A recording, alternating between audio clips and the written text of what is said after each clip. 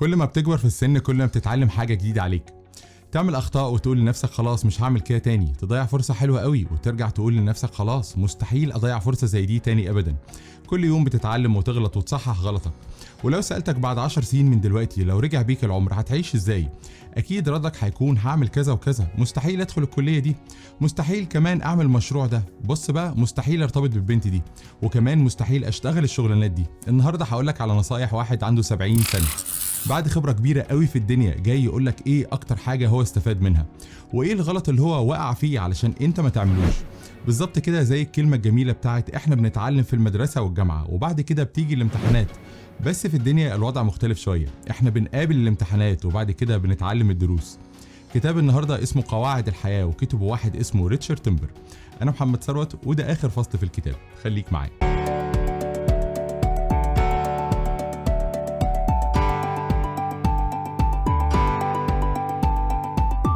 السلام عليكم.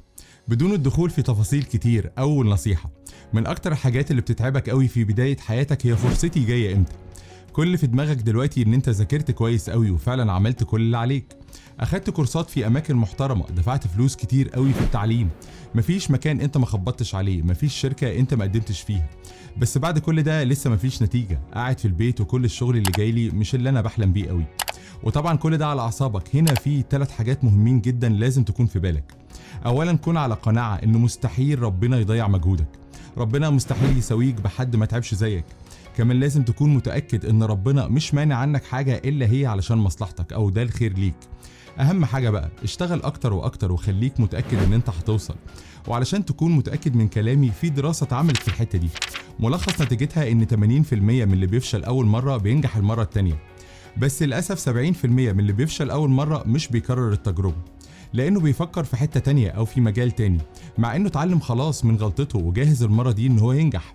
اصبر وتعلم وخليك متأكد ان انت هتنجح. النصيحة التانية، لا تتخيل قد ايه اختيار الزوجة مهم جدا، وانت سنك صغير في حاجات مهمة كده انت مش بتبصلها، انت بيكون شغلك بس ان البنت تكون حلوة وشيك ومتعلمة، بس في حاجات تانية اهم من كده زي الاهل والاصل. هل البنت دي هتستحملك في شدتك؟ هل هتكون جنبك لو حصل لك اي موقف مش متوقع؟ ولا هتسيبك ومجهودك هيضيع على الفاضي وكل التعب اللي انت عملته علشان تبني البيت هيضيع في الهوا؟ ونفس النصيحة للبنت على فكرة، اختاري اللي يصونك ويبقى راجل ويكون دايما في ظهرك، ساعتها هتتبسطي قوي وتحسي بأحسن شعور في الدنيا ان انتي متجوزة راجل. كمان وانت صغير ما بتكونش حاسس ان عمرك وصحتك بيجروا، لان انت في منتهى النشاط وما بتتعبش، بتطبق باليومين والتلاتة وتسهر وتسافر. خلي بالك ان انت هتكبر وهتتعب ومش هتبقى قادر تعمل اللي كنت بتعمله زمان، خلي بالك من صحتك قوي والحق اشتغل كتير علشان تعرف تستريح بعد كده. واهم نقطة هنا بقى، ما تضيعش صحتك بالمخدرات والسهر لان انت مش هتلاقيها بعد كده. من اهم الحاجات اللي هقولها لك النهارده كمان هي علاقتك بربنا. ربنا ازاي هيوقف لك ويديلك اللي انت عاوزه وانت اصلا مش بتفكر فيه غير في صلاة الجمعة؟ الكلام ده لو انت اصلا صحيت. ظبط علاقتك بربنا هتلاقي كل حاجة مشت معاك احسن بكتير مما كنت عاوز. احسن كلمة اتقالت في الحتة دي هي اصلح بينك وبين الله، وتأكد ان الله سيصلح بينك وبين كل شيء.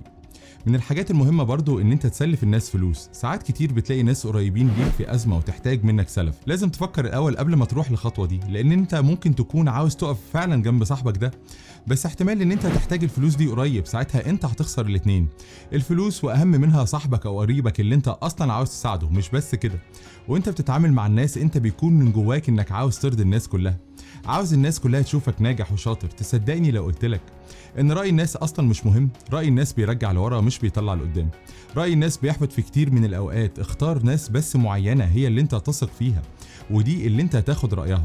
احسن كلمة اتقالت في الحتة دي، تأكد ان مفتاح الفشل هو محاولة ارضاء من حولك. اشغل نفسك بنفسك بس وسيبك من اللي حواليك. حاجة كمان مهمة، اعمل نفسك ميزانية والتزم بيها جدا. اشتري على قد ميزانيتك، تعامل مع الناس على قد ميزانيتك. مش عيب خالص على فكرة، مش عيب ان انت تكون حاطط ميزانية لكل حاجة في حياتك، ميزانية للخروج والاكل، ميزانية للموبايل اللي انت هتشتريه، لان اكبر غلطة انت ممكن تعملها انك تحمل نفسك اكبر من طاقتك علشان مثلا تشتري حاجة ممكن قوي ما تكونش اساسية، او تعمل جمعية لمدة سنة علشان في الاخر تطلع موبايل. اصرف فلوسك في الحاجات المهمة بس. احسن كلمة اتقالت في الحتة دي، اياك تشتري اللي انت مش محتاجه، لان هيجيلك اليوم اللي تبيع فيه اللي انت محتاجه. حاول على قد ما تقدر كمان ان انت تخطط لحياتك. هتلاقي في الديسكريبشن تحت حلقه حلوه قوي بتتكلم ازاي تخطط حياتك. بس اهم حاجه هنا ان انت ما تنامش كل يوم غير لما تكون عارف انت هتعمل ايه بكره. دايما افتكر كلمه العبقري اينشتاين: ان لم تكن لك خطه قبل ان تستيقظ فالنوم افضل لك. خطط لحياتك كويس وما تضيعش ولا يوم فيها. كمان خلي بالك من كلامك وحاول ما تقولش كلام كتير قوي عفوي، لان مش كل الناس بتقدر الكلام ده. معظم الناس بتفهم الكلام بطريقه غلط. خلي بالك من كل كلمه بتقولها. وانت رايح شغل جديد خليك مخلص قوي في شغلك، بس حاول كمان ان انت ما تنساش نفسك. طبيعي لما تروح شغل جديد تبقى عاوز تثبت نفسك والناس كلها تقول عليك ناجح، بس بعد فتره هتفهم ان انت هتسيب الشغل ده وتروح شغل تاني غيره. طبعا اجتهد في شغلك، بس خلي بالك كمان من حياتك. من اهم الحاجات اللي هقولها لك النهارده هي الفرق بين النجاح والفشل. معظمنا مفكرين ان النجاح والفشل عكس بعض، بس الحقيقه مش كده خالص. انت لازم تفشل كتير علشان تنجح. ممكن تنجح من اول مره بس ساعتها هيبقى اسمك محظوظ.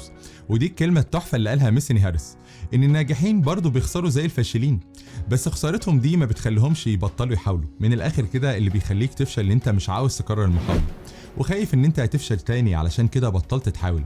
زي ما تدخل شركه جديد واهم هدف ليك ان انت تظهر بشكل شيك وناجح، وبعد ما تعمل اول غلطه تتكسر وتقول لنفسك انا فاشل. هو انت استعديت للمعركه اصلا؟ يعني فهمت الشغل ده ماشي ازاي واتعلمته صح؟ اتعلمت انجليزي صح قبل ما تدخل الشركه الانترناشونال اللي انت نفسك فيها؟ ذاكرت كويس قوي قبل الانترفيو وعرفت كل حاجه عن الشركه اللي انت رايح تقدم فيها؟ عملت دراسه جدوى مظبوط وحسبت السوق ازاي قبل ما تدخل المشروع اللي انت بتحلم بيه؟ بنجامين فرانكلين قال: الفشل في الاستعداد هو نفسه الاستعداد للفشل. والكلمه التحفه بتاعت محاربين اسبارتا: انزف كثيرا في التدريب ستنجو بحياتك في المعركه. طيب بعد كل ده فشلت، حاول تاني ساعتها هتنجح. كمان من اهم الحاجات اللي انت تعملها ان انت تحوش فلوس كتير قوي على قد ما تقدر. اشتغل كتير وحوش فلوس اكتر. حتى لو كنت لسه في الثانويه العامه او الكليه، التحويش اللي انت بتعمله ده دلوقتي هو اللي انت هتعتمد عليه في المستقبل.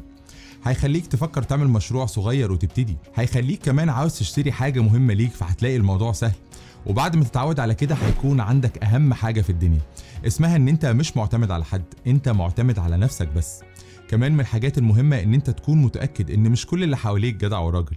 قليل الموضوع ده جدا على فكرة، وده اللي انت بتكتشفه بعد كذا موقف. تلاقي نفسك محتاج حد يساعدك او يقف جنبك في موقف وللأسف ما تلاقيش. تبص حواليك تلاقي عندك 1000 صاحب بس محدش واقف جنبك في شدتك. كل ده علشان انت متعشم اكتر من اللازم. تصدقني لو قلتلك ان الاصدقاء والاصحاب مفيش احسن منهم في الدنيا، بس عشم مات واتدفن من زمان. اختار اصحابك صح. كمان احترم وقتك ووقت الناس، ساعتها نظرة الآخرين ليك هتلاقيها اختلفت. مارس الرياضة وما تكسلش عنها أبدا. الرياضة حلوة قوي ومهم جدا إن هي تكون من عاداتك، لأن هي هتنفعك قوي لما تكبر. خليك دايما مركز في الشغل، دايما مركز في كليتك، دايما مركز وانت بتذاكر. هتلاقي نفسك بتنجز وتخلص حاجات كتير قوي في وقت بسيط. حاول كمان كل شوية إن انت تطور نفسك. لو بصيت حواليك كويس هتلاقي كل حواليك بيتغير. من الغلط الكبير اللي انت هتفضل واقف في مكانك او تفضل تقول لنفسك انا خدت كورس كذا وانت فعليا اخدته من 5 سنين. شغل دماغك واسأل نفسك: انا شاطر دلوقتي في التسويق، هو التسويق دلوقتي محتاج ايه؟ او انا لازم اتعلم ايه علشان اتطور واشتغل في مكان احسن؟ ساعتها هتلاقي نفسك سابق كل اللي حواليك. مهم قوي برضو ان انت تسأل نفسك انت بتضيع وقتك في ايه؟ تفتح موبايلك تقلب في الفيسبوك تلاقي ضاعت ساعة من حياتك. طيب خلاص كده، لا ازاي؟ لازم اشوف انستجرام شوية، وبعد كده تويتر شوية، وبعد كده تيك توك شوية، وتلاقي 4 ساعات ضاعوا منك من غير اي لازمة ولا ليهم اي فايدة. قيس على كده بقى كلامك مع اصحابك، قعدتك في الكافيه، او اي حاجة تانية وجودها في حياتك زي عدو. افتكر كلامي وخلي بالك من وقتك. اللي بيتعب ويشتغل ويتعلم اكيد ربنا بيوفقه على قد تعبه، واللي نايم في السرير عمره بيعدي على الفاضي، هو يا دوب بيتفرج على اللي حواليه ويقلب في الموبايل. لو الحلقة عجبتك شرفني ان انت تشترك في القناة وكمان الجرس في طريقك علشان الجديد. انا محمد ثروت وده اخر فصل في الكتاب. اراكم على كل خير.